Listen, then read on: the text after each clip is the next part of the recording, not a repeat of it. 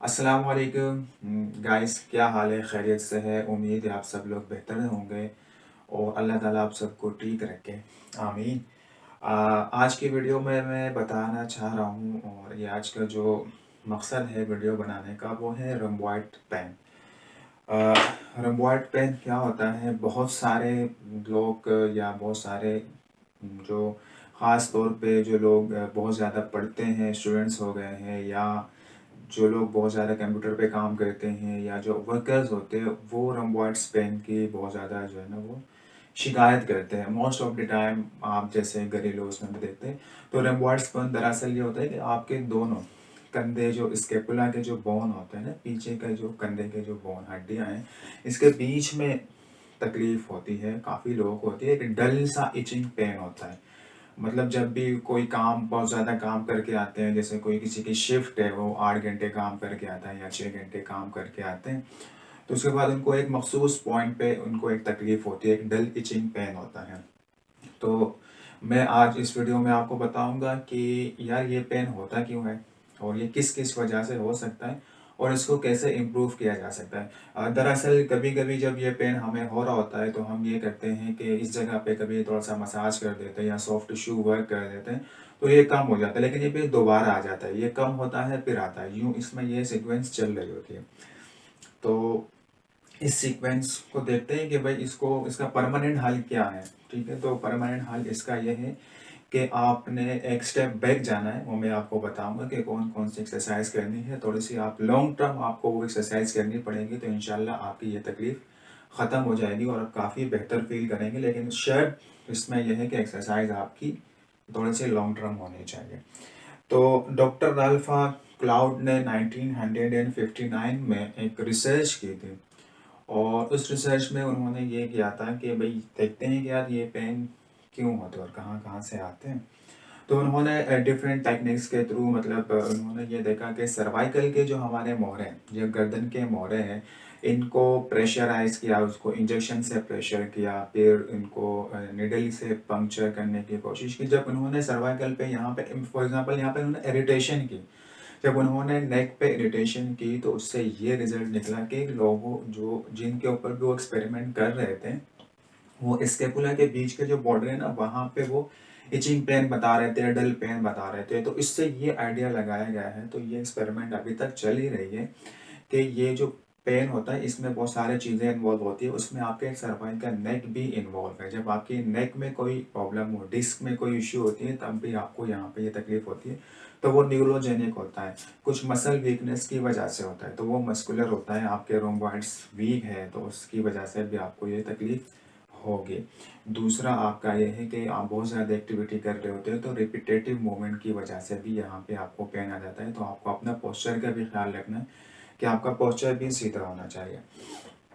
इसकी सबसे बड़ी जो वाक़यात होती है वो है, 3 वजह हो सकती है आपकी। अगर स्ट्रेस है आपके बॉडी में तो आप उसको मॉडिफाई करें, स्ट्रेस की वजह से भी यहाँ पे पेन आता है। दूसरा हमारे पास स्लीप, अगर आपकी नींद बेहतर नहीं है तो नींद से भी आपको ये तकलीफ होगी। तीसरा, और अगर आप प्रोलॉन्ग इन एक्टिविटी कर रहे हैं, आप बहुत ज़्यादा टाइम से कुछ नहीं कर रहे हैं, मतलब आप लेट रहे हैं और फिर गा रहे हैं और लेट रहे हैं, गा रहे हैं और लेट रहे हैं, तो इससे भी आपको यहीं पे ये तकलीफ होगी। तो आप अपना स्ट्रेस रिलीज करें, मतलब अपने स्ट्रेस को आप मॉडिफाई करें। जिस भी तरह आपका स्ट्रेस है आप उसको मॉडिफाई कर सकते हैं। स्लीप, अगर आपको सोने में डिस्कम्फर्ट है, मतलब आपको तकिया समझ में नहीं आ रहा है, तो आप अपना तकिया चेंज करें, बगैर तकिया के सोएं, 2 तकिया लगाएं सोएं। लेकिन 2 तकिए का ये है कि आप कॉन्स्टेंटली 2 तकिया पे ना सोएं, आधे घंटे के लिए आप सोएं, फिर आप पोजीशन चेंज करें। स्लीप में अपना कंफर्ट जोन देख के सो जाए करें, भले आपकी वो ख़राब हो, तरीका आपका ख़राब हो, लेकिन ये है कि आपके कंफर्ट जोन में आपका स्लीप जो तकरीबन 6 से 8 घंटे की होनी चाहिए ना, वो प्रॉपर होनी चाहिए। अगर वो प्रॉपर होगी तो ठीक है। और आप अपने आप को एक्टिव भी रखें, जब आप एक्टिव रखेंगे, प्रोलॉन्ग एक्टिविटी करेंगे, तो उससे भी आपकी ये तकलीफ़ जो है वो कम हो जाएगी। तो ये आज मैंने आपको थोड़ा सा बता दिया कि ये पेन क्यों वगैरह क्या। तो अब आइए अभी मैं आपको बताता हूँ कि एक्सरसाइज कौन कौन सी करनी है। लेकिन एक्सरसाइज के लिए वही वाली बात है कि शर्त यह है कि आपने प्रोलॉन्ग करनी है। अगर जैसे आपको बहुत ज़्यादा शिद्दत है, आप तो उसके ऊपर सॉफ्ट टिश्यू करें, बॉल रोलिंग करें, टेनिस बॉल से आप नीचे रख के ज़मीन से आप इसके ऊपर रोल करेंगे, तो उससे भी आपको काफ़ी बेहतर हो जाएगा। लेकिन उसमें वही वाली बात आ जाएगी कि वो सिर्फ वक्ती होगा, उस वक्त के लिए आपकी वो तकलीफ ख़त्म हो जाएगी एंड देन कुछ टाइम के बाद वो फिर शुरू हो जाएगी। तो इससे ये करना है कि अभी आपने एक स्टेप बैक चला जाना है। एक स्टेप बैक जाने का मतलब ये है कि जो एक्सरसाइज मैं अभी आपको बता रहा हूँ, आप वो एक्सरसाइज शुरू करें। लॉन्ग टर्म करनी है आपने, ये नहीं कि आपने एक हफ्ते करके ख़त्म कर दी, 2 हफ्ते करके नहीं, आपने अपने इसको अपने रूटीन में ऐड कर देना है। आप जब इसको अपने रूटीन में ऐड कर दें, क्योंकि जब चीज़ें ख़राब होती है तो उसको सही होने में भी टाइम लगता है, तो आप रूटीन में ऐड करते जाएं, ये वर्जिशें आप करते जाएं, तो इंशाल्लाह उम्मीद है कि आप बहुत जल्द बेहतर हो जाएंगे। तो आइए मैं आपको सिखाता हूँ एक्सरसाइज कैसे करनी है और कैसे इस पेन को भगाना है। ओके, तो तो तो शुरू करते हैं।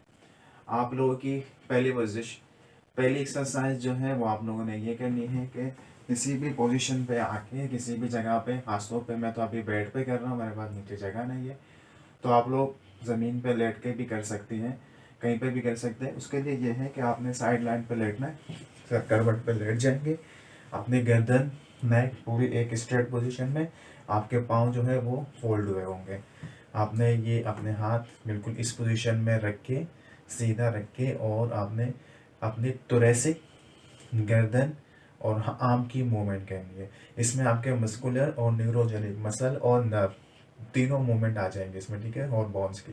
तो ये आपने हाथ यूँ रखना है और पूरा ऐसे जाएंगे पीछे की साइड, पूरा जाएंगे, हाँ ठीक है। ये मेरे साथ दीवार है तो स्पेस नहीं है, लेकिन आपने स्ट्रेट ही जाना है और फिर वापस आना है यूँ ऐसे, और फिर पूरा ऐसे सीधा गर्दन के साथ ये, ठीक है, यूँ ऐसे, ये आपने करनी है। समझ में आ गई ये बात? ये पहली वर्जिश है आपकी। जब आप इसमें काफ़ी बेहतर हो जाएंगे और आप इसमें इम्प्रूव कर जाएंगे, तो आपकी दूसरी वर्जिश होगी, सेम एक्सरसाइज है लेकिन फिर हम वो बॉल की तरफ जाएंगे, ठीक है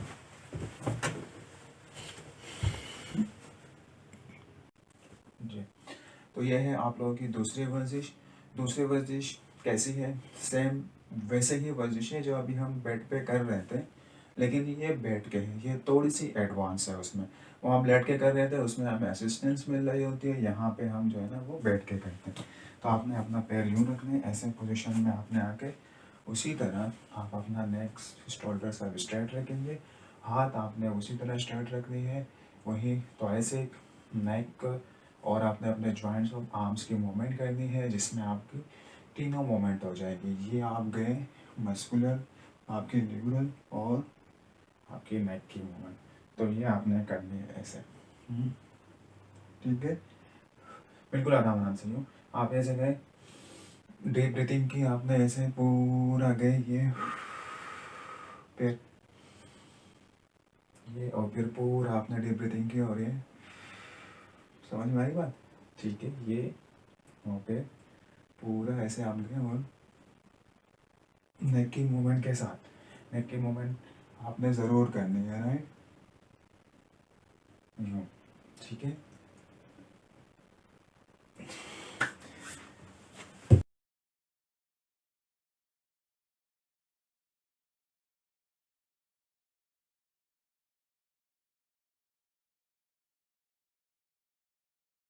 वो एक पहली वर्जिश थी, ये दूसरी, लेकिन वो उसकी एडवांस भी आपको मैंने साथ में बता दी थी।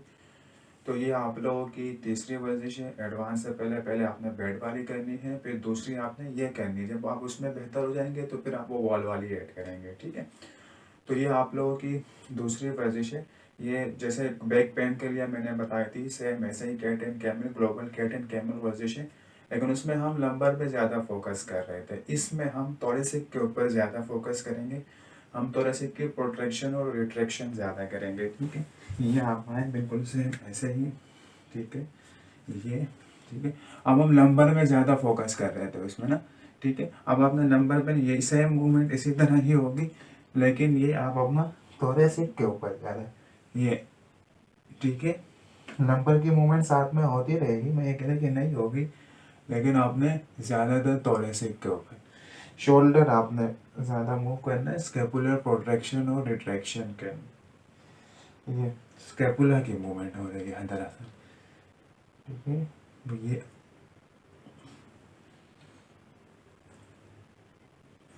समझ में आई बात? ये यूं।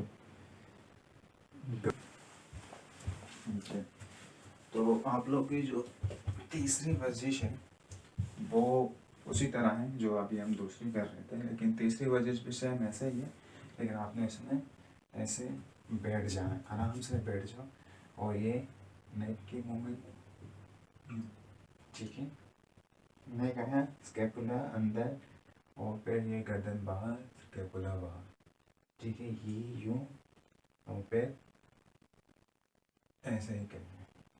समझ में आई बात? तो ये तीसरी वर्जिश होगा।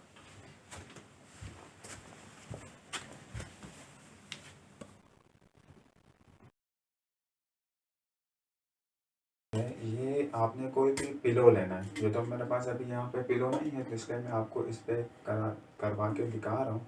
स्लाइडर्स रोलिंग के रहता है ये, ठीक है, इसमें आपकी फ्लेक्शन होती है शोल्डर की, और स्कैपुलर की प्रोटेक्शन होती है इसमें।